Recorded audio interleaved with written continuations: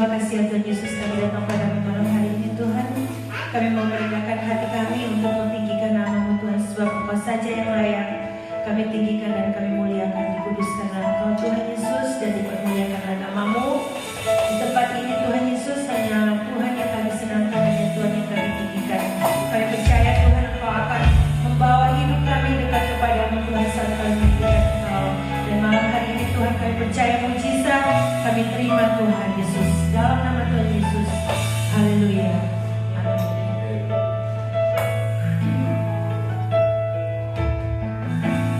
Ku hidup mengalumu, ku hidup karena kasih-Mu. Kaulah kehidupanku,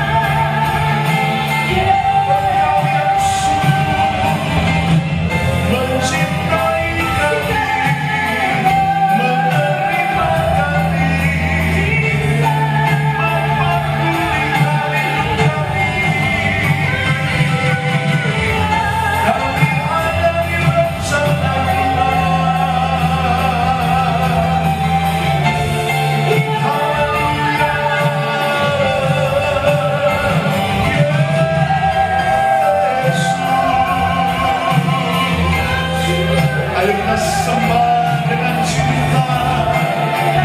Terima kasih Tuhan. Haleluya.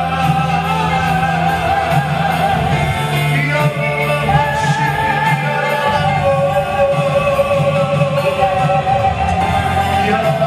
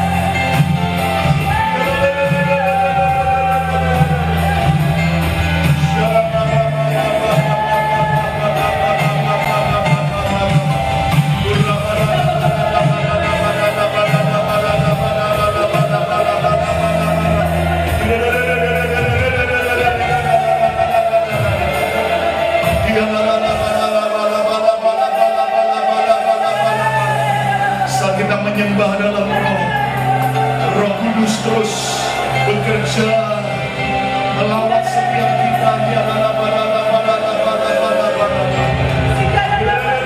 Saat kita disegarkan kembali, dikuatkan kembali.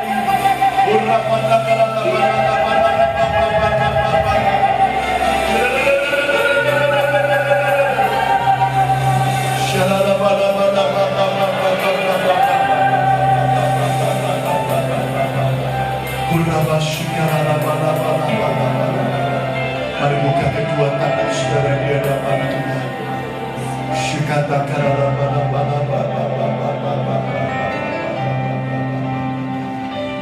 Kami datang lebih lagi Tuhan, merendahkan hati di hadapan-Mu. Kami sadar bahwa hidup kami adalah milik-Mu Tuhan. Terima kasih Roh Kudus. Terima kasih Yesus. Hidupku milik-Mu, semuanya dari-Mu. Terimalah sembahku sebagai syukurku. Katakan hidupku milik-Mu. Milik-Mu, semuanya dari-Mu. Terimalah sembahku sebagai syukurku. Ku nyanyikan, ku nyanyikan pujian bagi Raja. Ku rayakan kebenaran-Mu Tuhan. Ku nyanyikan, ku nyanyikan pujian bagi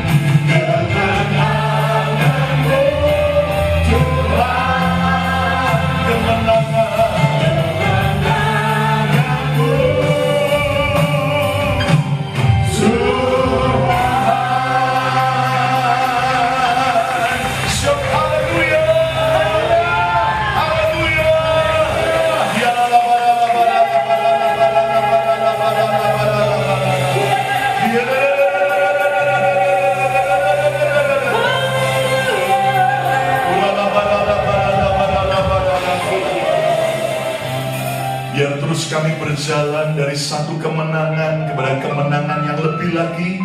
Sebab Tuhan yang menyertai kami adalah Tuhan sang pemenang.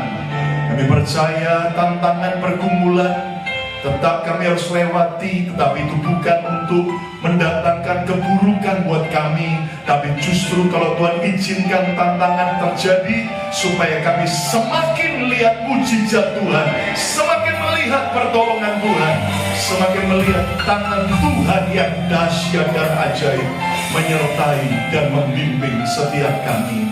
Malam ini Tuhan, kami percaya rencana-Mu indah buat kami.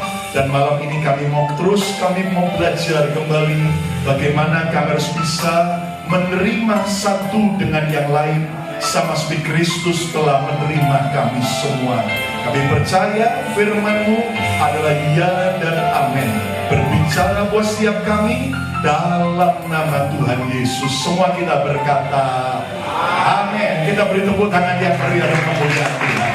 Silakan duduk kembali. Puji Tuhan ya. Walaupun di luar hujan dan dingin, tapi saudara semua tetap beribadah. Saya percaya malam ini ada berkat khusus buat kita semua. Yang percaya katakan amin. Oke, saudara sekalian, kita masih banyak belajar bulan ini tentang yaitu bagaimana kita bisa menerima satu dengan yang lain sama seperti Kristus telah menerima kita.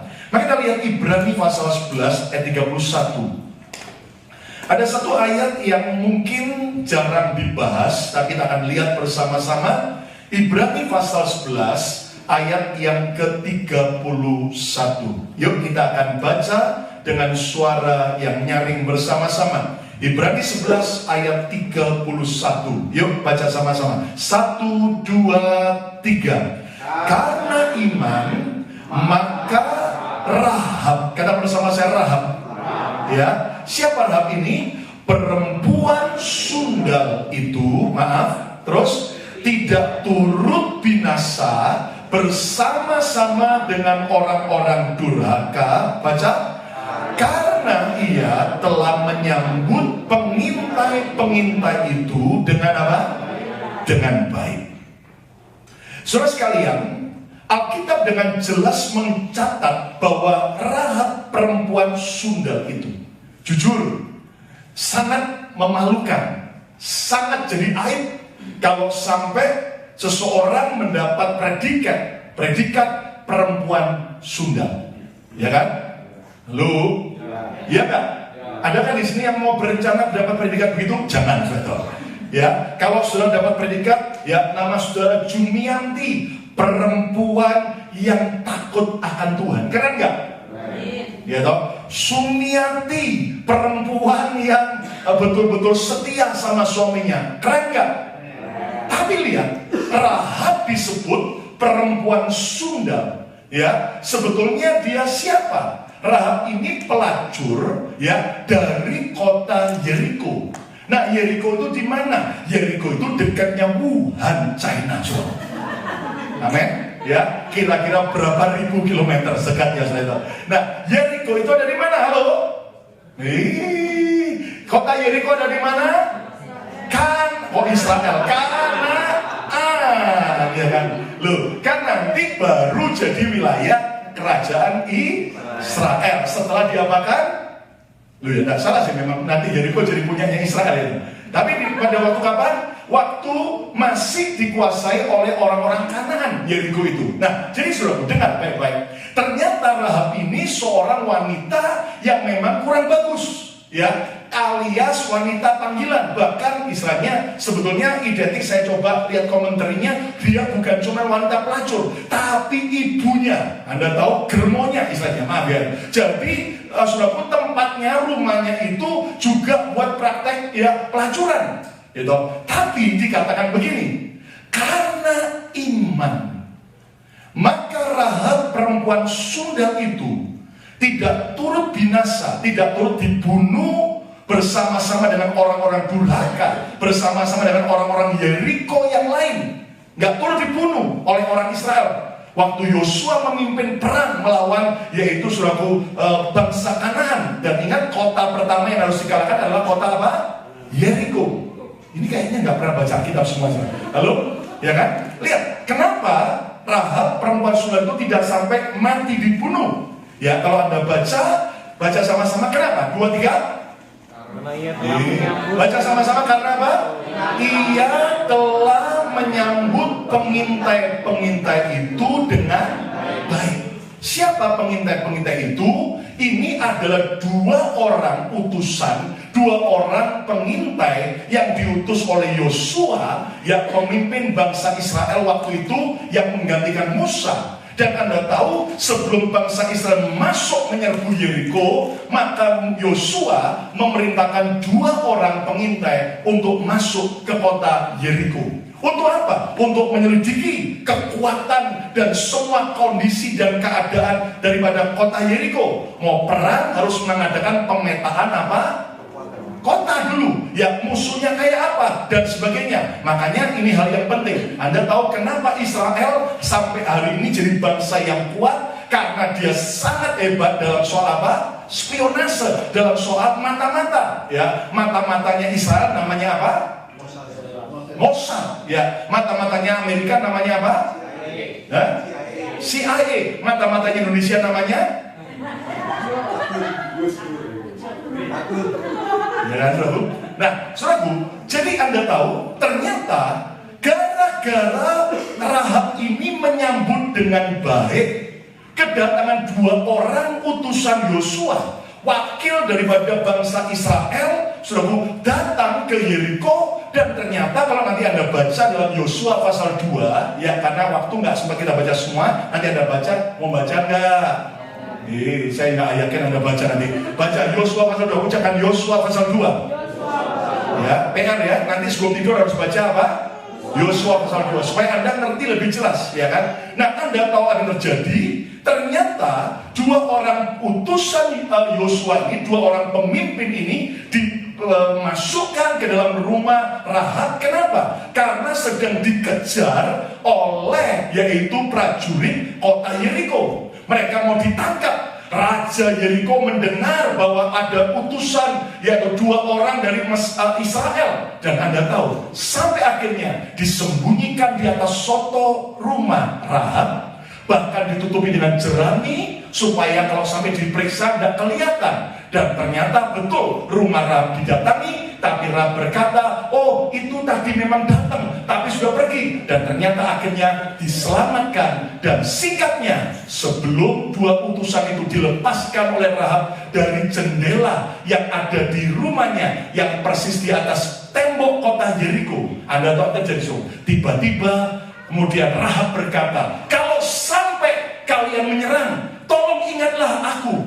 Dan kemudian 2 orang pengintai berkata, taruh tali kermisi yang ikat di jendela tempat kalian, engkau menurunkan kami untuk kami pergi. Dan nanti pada waktu kami menyerang Yeriko, maka kamu, orang tuamu, dan semua keluargamu yang ada di dalam rumahmu, kami tidak akan binasakan. Dan Anda tahu betul-betul apa yang terjadi. Ternyata rumah Rahab itu, saudaraku, ya bertepatan di tembok Yeriko. Dan masih ingat, orang Israel akhirnya dipimpin Yosua keliling ya tembok Yeriko berapa kali? 7 kali. Berapa kali? 7 hari, tapi berapa banyak? 13 kali. Hari pertama sampai hari ke-6 berapa kali? 1 kali, jadi 6 kali kan? Hari yang ke-7 berapa kali? 7 kali, jadi total berapa kali? 13 kali. Lalu roboh tembok Yeriko. Tapi yang ajaib, rumah Rahab tidak roboh. Kenapa? Kalau roboh, mati semua.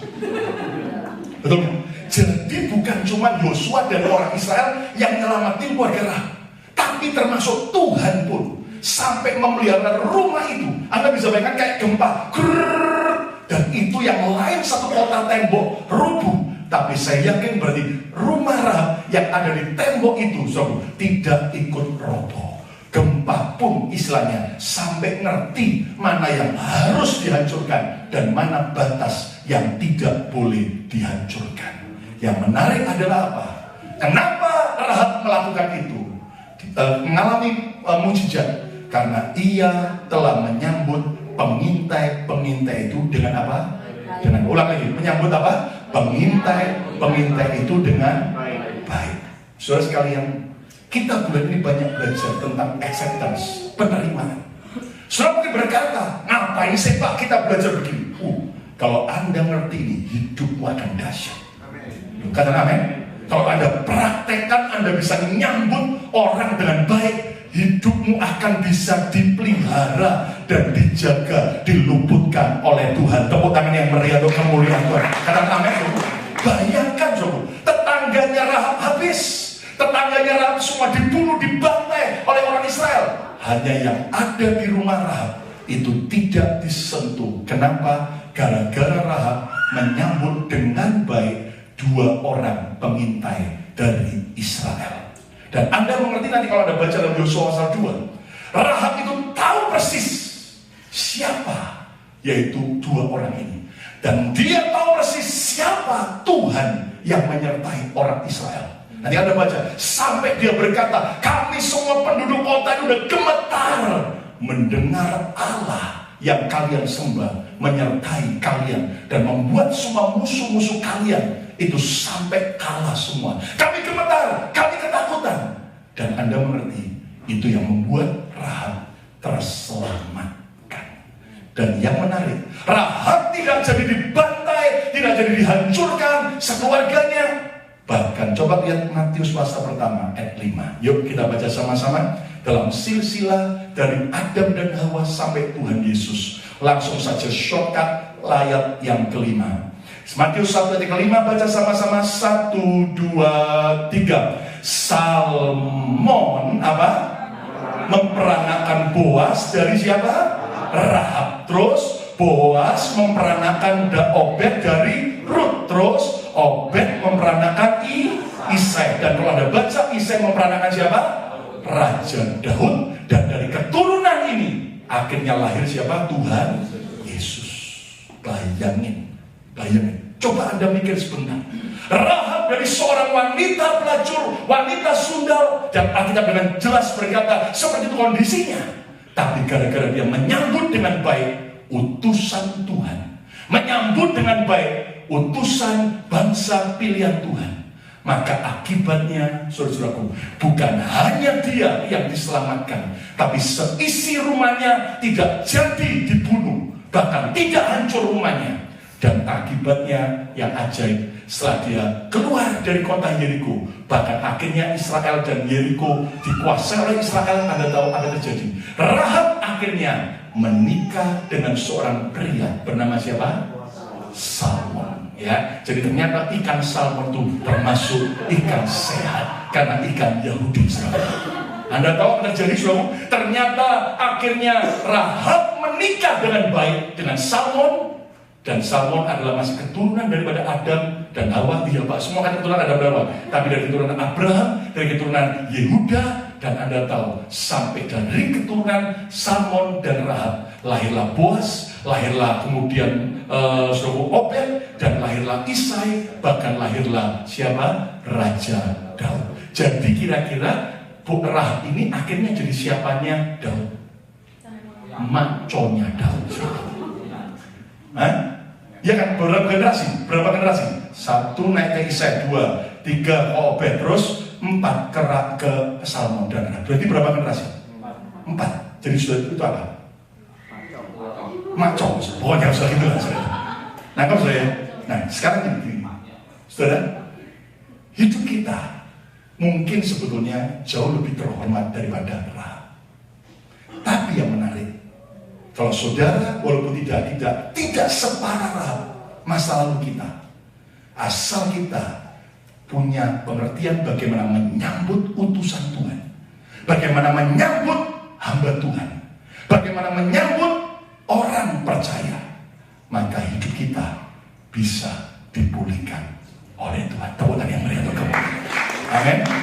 Nah, judul khotbah saya hari ini adalah belajar dari keramahan Rahab. Yuk baca sama-sama 2, 3. Belajar dari keramahan Rahab.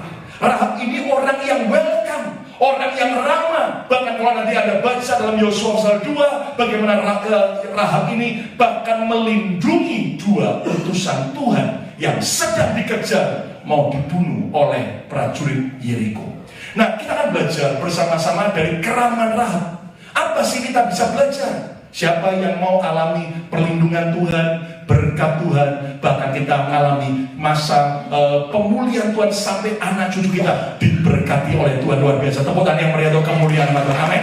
Karena bersama saya belajar dari keramahan Rahab. 2, 3. Yang pertama kita lihat lagi Ibrani 11 ayat 31. Balik lagi Ibrani 11 ayat 31. Yuk kita baca lagi sama-sama dan kita akan perdalam ayat ini. 1, 2, 3. Karena iman maka Rahab perempuan sundal itu tidak turut binasa bersama-sama dengan orang-orang durhaka, karena ia telah apa? Menyambut pengintai-pengintai itu dengan apa? Dengan baik. Kalimat yang awal, saudaraku, penulis Ibrani yang ditafsirkan adalah Rasul Paulus berkata apa? Karena iman, by faith. Nah, yang menarik ini, jujur, awalnya sebetulnya Rahab waktu itu sudah percaya Tuhan Allah Yehova Israel. Belum, betul kan? Dia kan masih pelacur, ya kan? Dia masih orang kafir, belum kan? Nanti setelah mungkin sebelum dia menikah dengan Salmon, ya kan? Tapi yang menarik ini, karena iman, kata bersama saya, karena iman. Ya, nah, kata karena iman menunjukkan sesuatu yang penting buat kita. Saudara sekalian, belajar dari keramahan Rahab yang pertama, kita bisa belajar apa? Terimalah utusan Tuhan dengan iman percaya. Terimalah utusan Tuhan dengan iman percaya. Ucapkan sama-sama yuk statement ini. 1, 2, 3. Terimalah utusan Tuhan dengan iman percaya. Ya, dengan iman percaya. Artinya gini, saudara, utusan Tuhan ini siapa? Utusan Tuhan, kalau Anda baca dalam penjelasan daripada Tuhan Yesus, adalah semua orang yang datang dalam nama Tuhan, yang datang dalam nama Yesus. Siapa itu? Murid-murid Yesus. Siapa itu? Sesama orang percaya. Siapa itu? Hamba-hamba Tuhan. Siapa itu? Para pelayan-pelayan Tuhan. Nah, seperti Rahab, kalau Anda mengerti pada waktu itu, Rahab sedang gemetar ketakutan. Kenapa? Takut apa? Takut mati. Takut apa? Takut habis semua kekayaannya. Betul gak, saudara? Tetapi yang menarik, dalam kondisi dia takut, tiba-tiba ketika 2 orang itu mengetuk rumahnya, Rahab itu menerima mereka dengan iman. Dikatakan karena iman maka Rahab perempuan sundal itu akhirnya menerima dan dia tidak turut dibinasakan. Nah, begini saudara. Saudara sekalian, mari kita belajar menerima orang percaya yang lain. Menerima hamba Tuhan itu, saudara tidak boleh asal-asalan, tapi harus dengan iman percaya. Katakan amin. Contoh, hal yang sama dengan wanita janda di Sarfat. Betul, saudara? Dia dalam keadaan krisis dengan anaknya, bahkan sudah kehabisan semua, hanya sisa tepung segenggam dan minyak beberapa tetes, dan itu adalah makanan terakhir dia. Kemudian mereka akan mati. Tapi lihat ketika mereka kedatangan Nabi Elia, bagaimana wanita janda Sarfat ini menyambut Elia dengan baik, dengan iman. Di mana ketika Elia berkata, buat dulu roti bagiku. Dan lihat, jujur, saudara coba renungkan, kalau saudara yang jadi wanita janda Sarfat itu, kira-kira Anda mau nggak? Ditanya nggak jawab, belum? Anda mau nggak? Lalu Anda masih maki-maki, betul nggak? Ini pendeta, egois. Mending kalau bakar jadi roti bagi 3, ya toh, sama-sama makan roti terakhir masih mending. Masih tapi ya, buat bagiku, buat lebih dulu bagiku. Anda tahu, ternyata, saudaraku, wanita Sarfat janda itu, dia dengan iman buat untuk Nabi Elia. Dan waktu diberikan, saya mau tanya sama saudara, apakah akhirnya janda Sarfat mati kelaparan? Saudara, gini ya, saudara dalam hidup ini, kalau Anda nanti ini, sudah akan mengalami perubahan dan terobosan. Saudara, kita itu harus terima utusan Tuhan dengan iman percaya. Kayak Rahab dengan iman percaya. Kalau aku melakukan apapun untuk seorang hamba Tuhan, kalau aku melakukan apapun untuk temanku yang percaya Yesus, aku tidak akan sia-sia. Tepuk tangan yang meriah untuk kemuliaan Allah. Amin. Alias begini, melayani itu tidak akan pernah apa? Sia-sia. Kalau Anda berpikir melayani itu percuma, Anda akan gampang dikecewakan dalam pelayanan. Kalau Anda berkorban dan Anda tidak dengan iman, Anda akan percuma, Anda akan alami mujizat. Tapi lihat bagaimana wanita, saudaraku, kembali pada Rahab itu. Dia itu dengan iman, dia menyambut dan dia tahu resikonya. Resikonya apa? Resikonya kalau sampai ketahuan dia menyembunyikan musuh kota Yeriko, dia akan apa? Bisa dibunuh. Nah, Anda tahu. Tetapi dia beriman percaya. Dia beriman percaya. Dan ini sesuatu yang akan mengubah hidup kita dengan ajaib. Tepukan yang meriah untuk kami. Ini tak ceritain ya saudara. Saudara, saya tahu ada orang-orang yang menyambut hamba Tuhan itu dengan iman percaya. Saya dengan istri itu sampai seringkali kita lihat bagaimana ada orang-orang yang punya iman menyambut hamba Tuhan yang lain atau tidak. Saudara, sejak awal kita gereja 2002, saudara, saya tahu ada orang-orang yang akhirnya itu bisa dipakai Tuhan, ya, untuk apa? Untuk ngirim berkat makanan buat kami, ya, sehingga saya dengan istri itu sampai kadang-kadang ini, sampai kita melihat, sampai terkadang kulkas di dalam rumah kami itu penuh dengan makanan. Nah, kenapa kami nggak masak?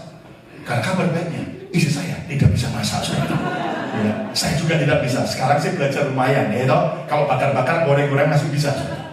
Nah, tapi Anda tahu, saya masih ingat ketika itu saya lihat ada orang-orang yang akhirnya dengan iman. Mereka sendiri hidupnya dalam keadaan belum langsung berkelimpahan, tapi mereka memberi makanan. Dan Anda tahu apa jadi so? Ternyata saya dengan istri itu sampai kadang-kadang saya pamit. Ketika kulkas kami sudah mulai hampir kosong, lalu kita berkata, yuk sembahyang, pasti Tuhan akan kirim berkat. Dan Anda tahu betul. Tanya sama istri saya nanti. Tanya Yuda, ya, kadang-kadang Yuda sih nggak suka makanan Indonesia, saudara, ya, tapi ternyata dia suka rawon sekarang, ya, walaupun kuah kotor, saudara.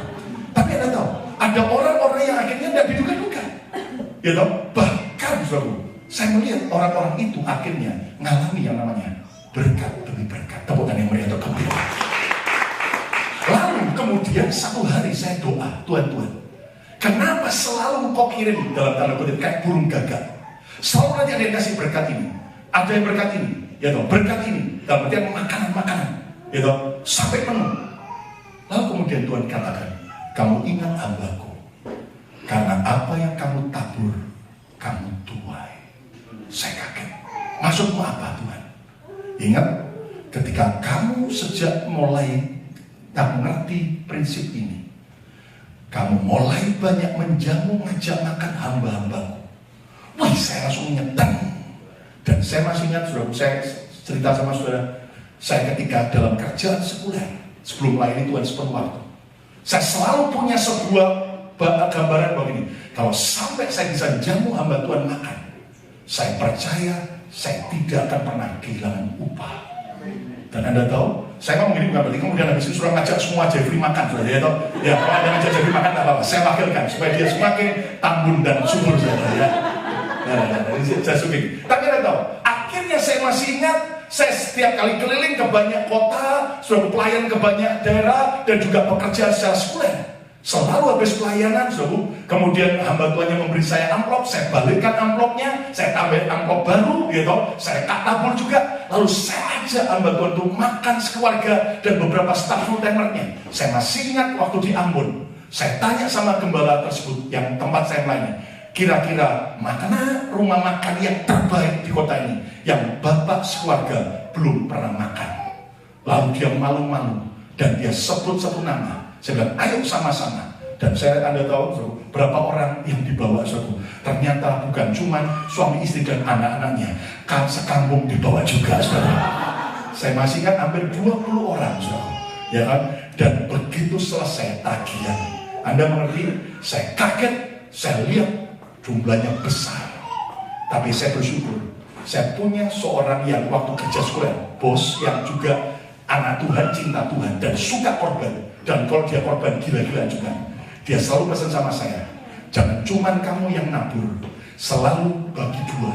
Nanti notanya, kemudian masukkan perusahaan, beritahu sama saya, ini menjamu pendeta si A, dan kemudian kita bagi paruan bagi dua. Dan Anda tahu, itu kami lakukan tahun demi tahun, sejak tahun 91 sampai 97 sebelum saya full time. Saya lakukan terus, serahkan terus. Makanya Tuhan berkata, lihat apa yang kamu tabur, kamu tuai. Kulkas di rumahmu gak pernah kosong dengan makanan. Karena apa yang kamu lakukan dengan iman, pasti kamu akan tuai dengan luar biasa. Katakan amin. Lu katakan amin. Sampai tadi ada ya orang bangsa Korea. Kami ada hal yang kami diskusikan.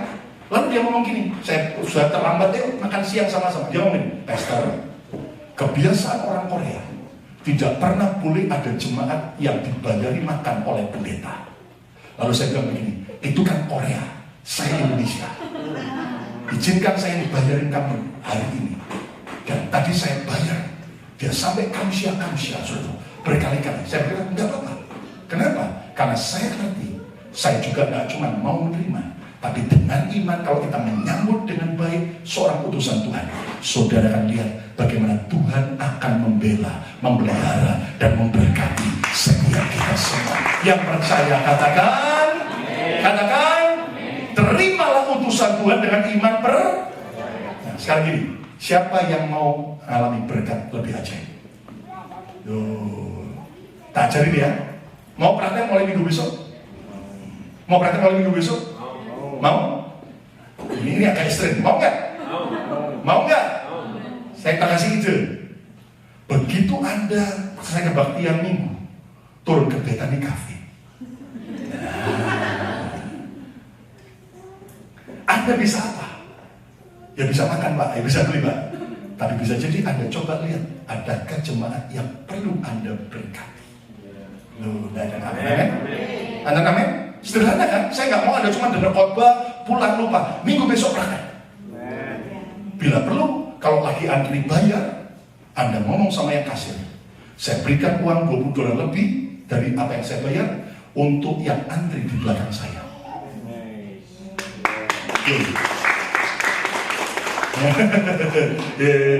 Wah Pak, masuk gitu dia. Menjamu kan? Siapa yang mau dibayari anak aja? Itu mental. Gini ya. Kalau saudara lagi traktir orang makan pun juga harus punya etika. Katakan amin, ya kan? Etikanya apa? Jangan aji mumpung. Mumpung dibayari sekalian take out. Kan anak saya nggak ikut sekarang, kan ini saya nggak ikut, sekalian dia bungkus ya. Nah itu namanya apa sebut aji mumpung. Maka ya, terimalah utusan Tuhan dengan iman percaya. Kata bersama saya dengan iman percaya. Yang kedua, lihat sekarang apa yang Yesus katakan tentang keramahan kita dengan utusan Tuhan. Matius 10 ayat 40. Matius 10 ayat 40. Baca sama-sama. Matius 10 ayat 40.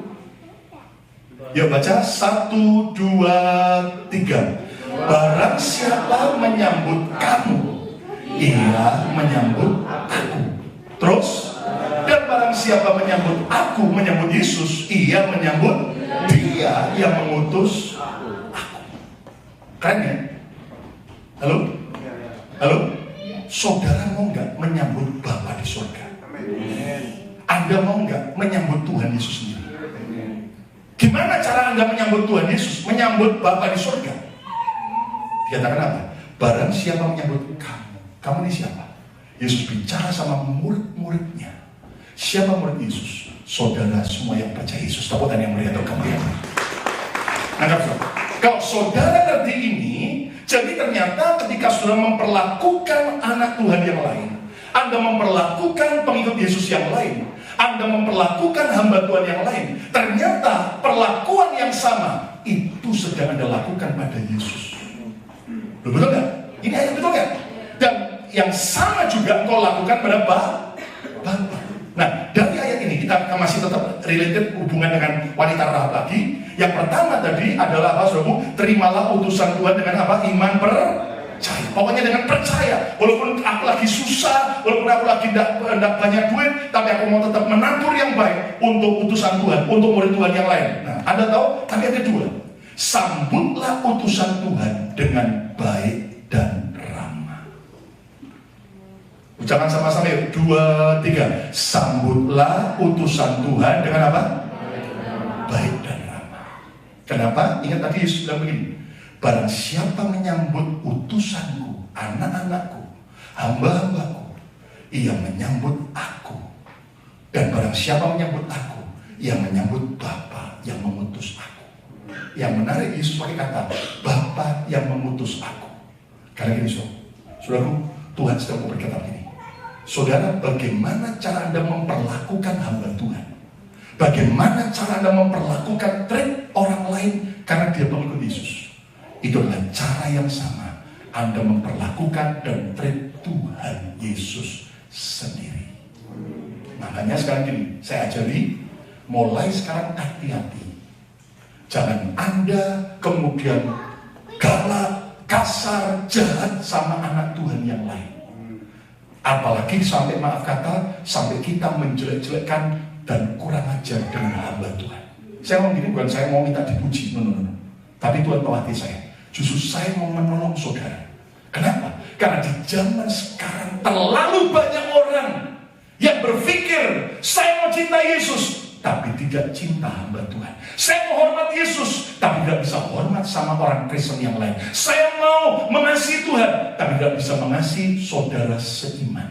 Nah, hari ini saudara, Anda ingat ini kata-kata Yesus. Bagaimana cara saudara memperlakukan orang percaya yang lain, itu sama Anda memperlakukan kepada Tuhan. Ayo bertobat rame-rame. Nggak usah lihat orang lain. Bertobat rame-rame. Ternyata kita, jujur, perlakuan kita adalah kurang bagus nggak dengan orang lain. Lalu betul nggak? Kita cenderung hanya baik dengan orang yang baik dengan kita. Tetapi dengan orang yang tidak baik dengan kita, kita seringkali musuhi, seringkali kita berkata kasar, seringkali kita cuek, seringkali kita bertindak yang tidak baik. Bahkan bisa orang sampai maki-maki hamba Tuhan. Saudara, saya ngeri aja sih. Saya cuma ngeri aja. Kalau sampai ada orang itu yang maki-maki hamba Tuhan, yaitu kasar sama hamba Tuhan. Kenapa? Ingat bagaimana juga itu biji mana Tuhan. Saya ngomong sama saudara di sosial media, kalau saya baca ngeri banget. Orang maki-maki, ngomong ini, ngomong ini. Sudah tahu? Itu nanti TTM, tunggu tanggal main. Tapi kalau dia tetap diberkati Tuhan, Pak. Kalau dia tetap, ya seperti Pak Yohanes Sunardi bilang, semua akan indah pada waktunya. Makanya hati-hati sekarang. Kenapa? Saya nggak akan sebut di kota mana, tapi ini salah satu teman baik almarhum ayah saya. Dia seorang yang diberkati, dan dia profesinya adalah seorang yang punya studio rekaman zaman itu. Bahkan dia punya semua peralatan musik sampai sound system yang selalu disewa-sewakan. Jadi pada zaman-zaman itu, Anda tahu, yang namanya semua acara-acara besar, bukan cuma acara gereja, acara apapun, rata-rata selalu sewa dari orang teman baik ayah saya ini.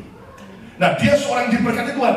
Padahal awalnya seorang yang sangat sederhana, diangkat Tuhan, diberkati Tuhan, sampai kemudian ayah saya kenal dan jadi teman dekat, dan juga buat grup musik. Ya, zaman itu belum ada simfoni, zaman itu belum ada yang namanya apalagi yang namanya GMB dan sebagainya. Itu musik-musik Kristen awal, ya kan? Dan Anda tahu, bahkan krunya itu termasuk salah satunya adalah Pak Ras Abraham. Ya, dulu belum jadi pendeta besar, ikut juga. Pak Ras main akordeon, mama saya ikut nyanyi, papa saya bass, gitar, yaitu drum, dia bisa semua. Nah, Anda tahu, lalu teman ayah saya ini adalah orang yang selalu suka support pekerjaan Tuhan. Bagus sih.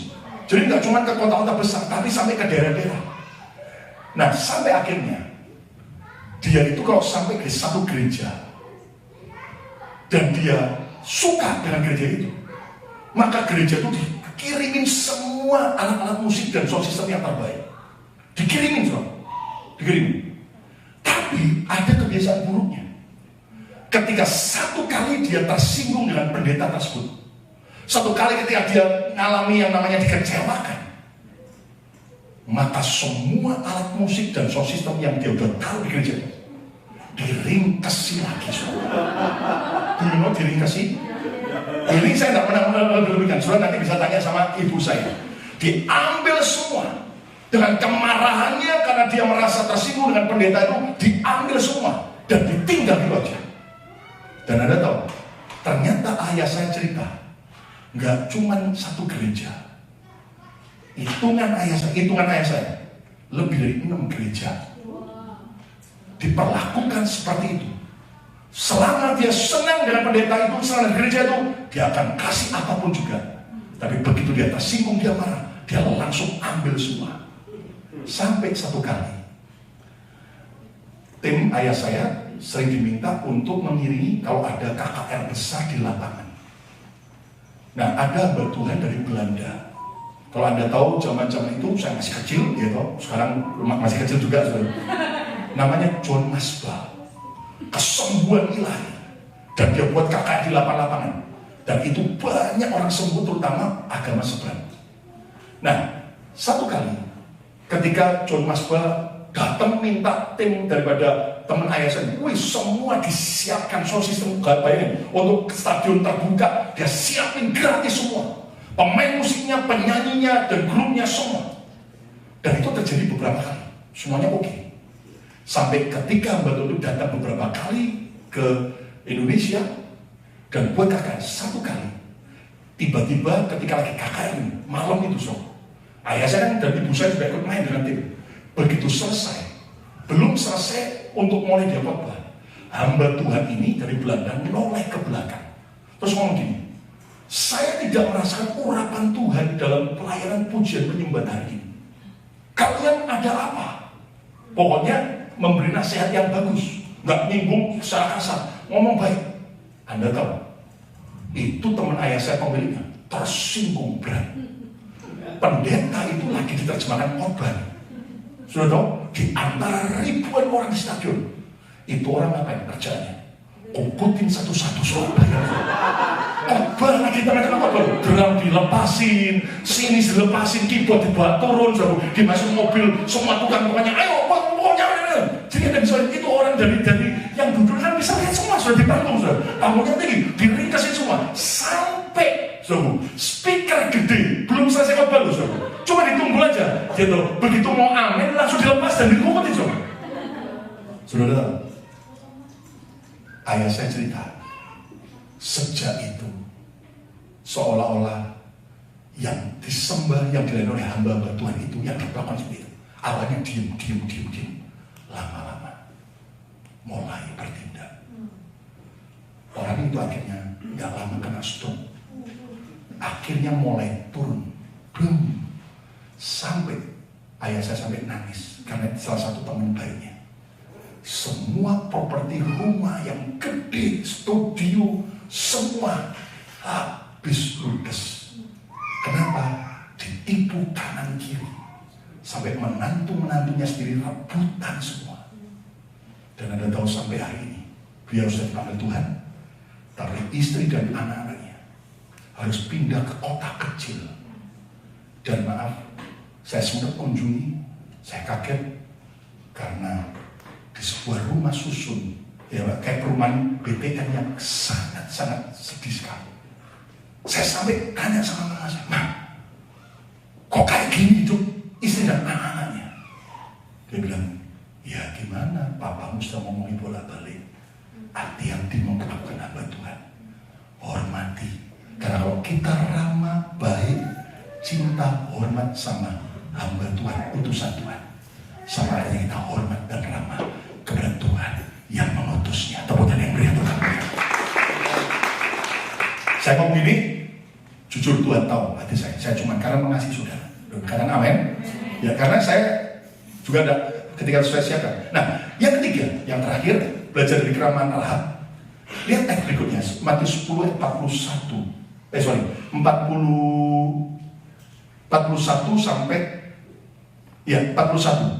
sampai 42. Matius 10 ayat 41 sampai 42. Yuk kita baca sama-sama. Kan tadi mulai 40 deh, ulang lagi 40 supaya lebih mantap. 40. Yuk baca sama-sama. 1, 2, 3. Barang siapa menyambut kamu, ia menyambut aku. Dan barang siapa menyambut aku, ia menyambut dia yang mengutus aku. 41. Yesus bilang selanjutnya lagi. 2, 3. Barang siapa menyambut seorang nabi sebagai nabi, terus ia akan menerima upah nabi. Terus barang siapa menyambut seorang benar sebagai orang benar, ia akan menerima upah orang benar. Sini dulu, saudara. Yesus sampaikan gini, barang siapa menyambut seorang nabi sebagai nabi, bukan sebagai manusia, maka ia akan mendapat upah seorang apa? Nabi. Barang siapa menyambut orang benar sebagai siapa? Orang benar. Akibatnya apa? Ia menerima upah orang benar. Saya mau tanya, ini jujur, nabi dan orang benar tetap manusia berjalan. Tetap bisa punya kekurangan kan? Tetap. Tetapi di sini Yesus mengajar, sambutlah seorang nabi bukan sebagai manusia, tapi kalau engkau bisa menyambut dia sebagai nabi, orang yang aku utus, orang yang aku urapi, orang yang aku pilih, maka kamu akan menerima upah seorang nabi. Barang siapa menyambut seorang benar sebagai orang benar, ia akan menerima upah orang benar. Saudara sekalian, yang pertama tadi, terimalah utusan Tuhan dengan iman percaya. Kata bersama saya, dengan iman percaya. 2, 3. Dengan iman percaya. 2, 3. Yang kedua, sambutlah utusan Tuhan dengan baik dan ramah. Kata bersama saya, dengan baik dan ramah. Yang ketiga, perlakukan utusan Tuhan dengan sikap dewasa. Ayo ucapkan sama-sama, 2, 3. Perlakukan utusan Tuhan dengan apa? Sikap dewasa. Dituntut kedewasaan dari kita untuk menyambut nabi sebagai nabi, walaupun mungkin nabi itu teman kita sendiri, di mana kita tahu kekurangannya.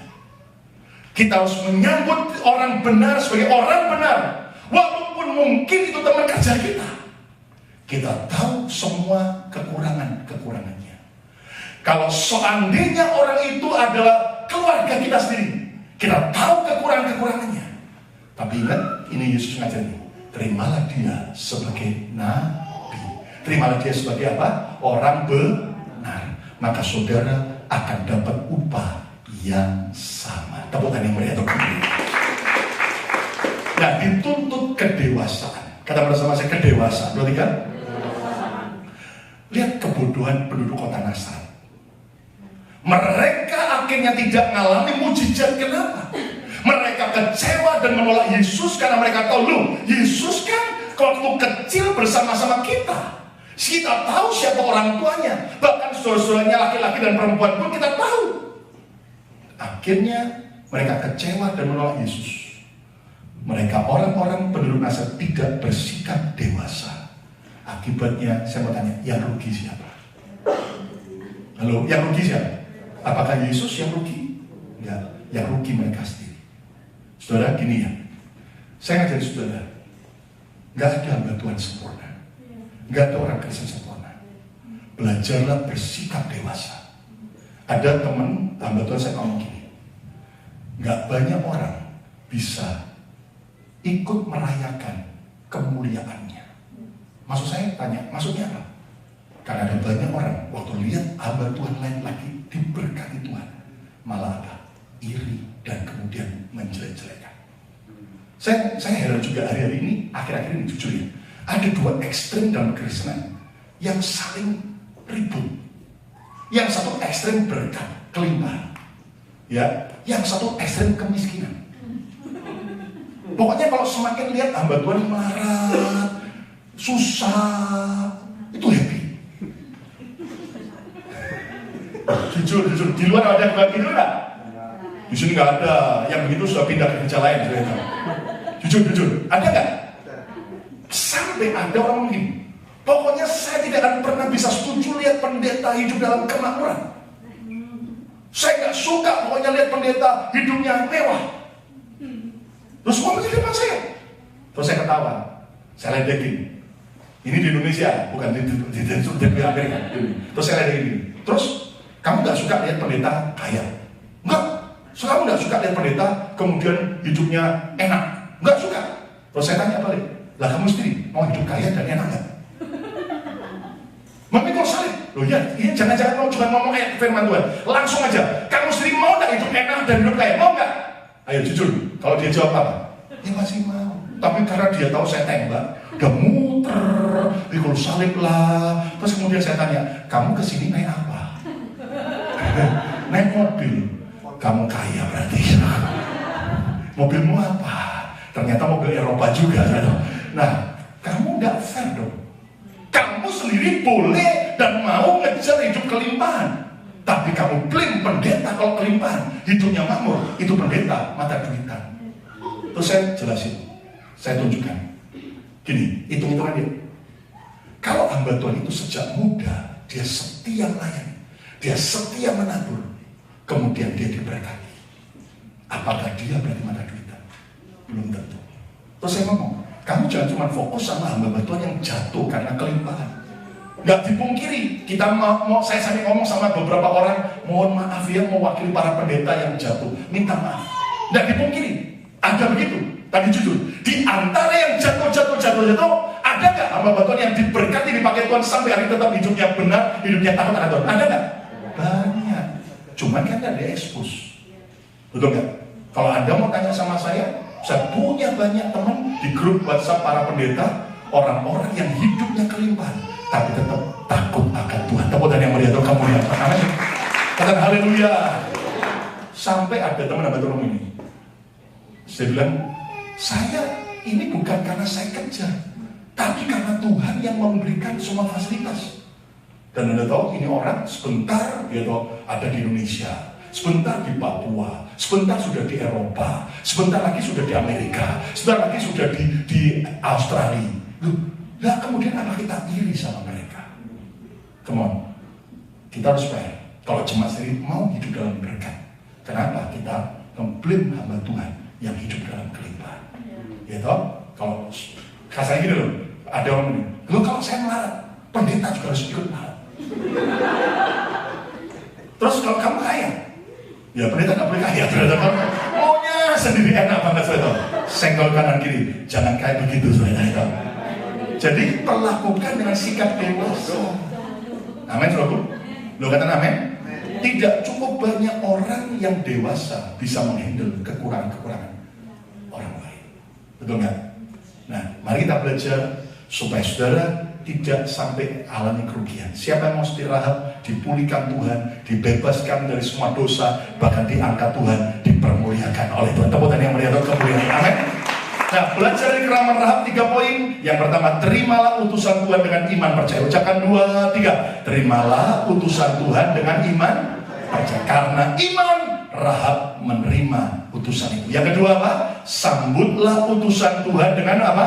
Baik dan ramah. Karena ketika kita menyambut orang tersebut, kita menyambut Yesus dan juga menyambut Bapa. Yang ketiga, perlakukan utusan Tuhan dengan apa? Sikap dewasa. Kalau engkau terima nabi bukan sebagai nabi, engkau kehilangan upah. Dan kalau engkau terima nabi sebagai seorang nabi, engkau akan dapat upah seorang nabi. Siapa diberkati malam ini? Tepuk tangan yang melihat kemuliaan. Amin. Yuk berdiri bersama-sama datang pada Tuhan. Terima kasih Roh Kudus. Terima kasih Tuhan Yesus.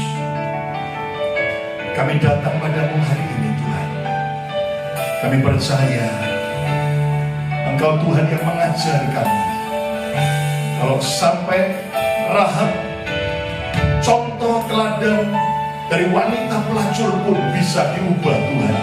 Karena dia menyambut dengan baik 2 orang pengintai dari Israel. Tuhan yang sama mengajar kami hari ini akan sanggup memulihkan dan mengubah hidup kami. Mari buka tangan saudara di hadapan Tuhan. Terima kasih Roh Kudus. Terima kasih Roh Kudus. Ayo sembah dia, sembah.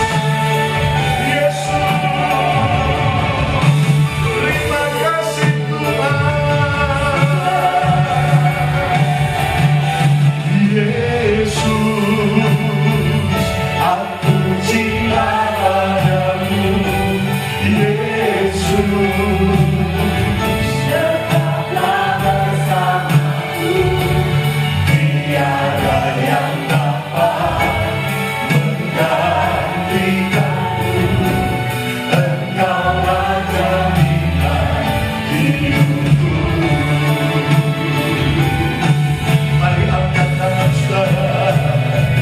Yesus, aku cinta padamu. Yesus, tetaplah bersamaku. Tiada yang dapat menggantikanmu. Engkau Raja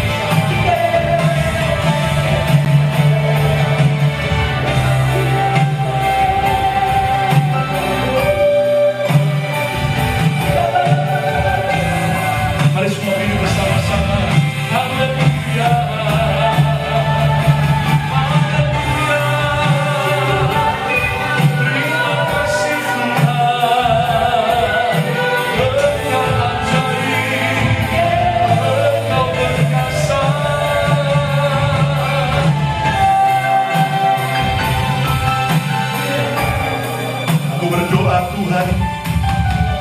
Biar kami punya kedewasaan dalam menyikapi, menyambut, menerima saudara-saudara kami seiman.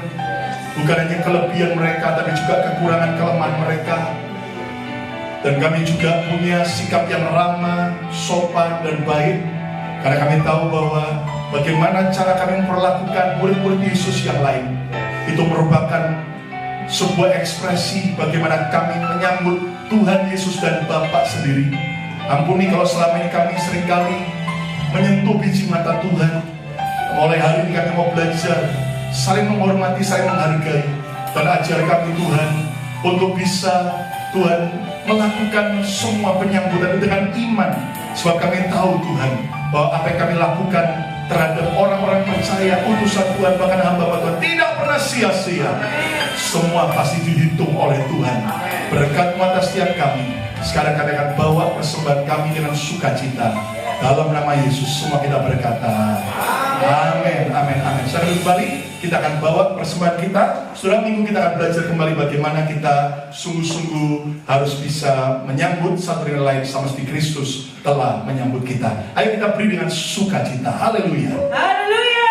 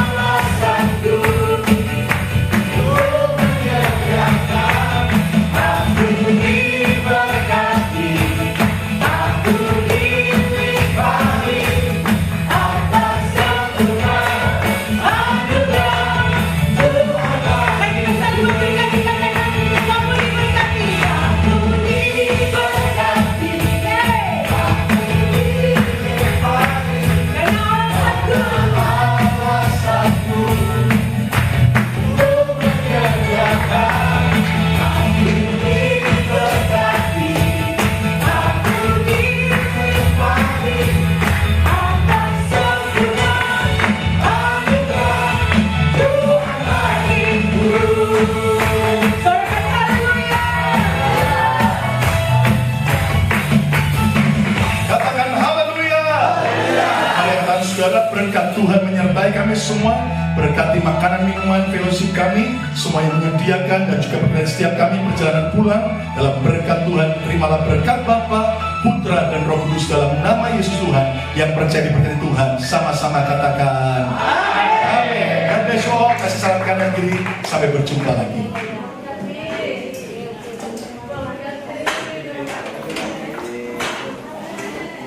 Terima kasih.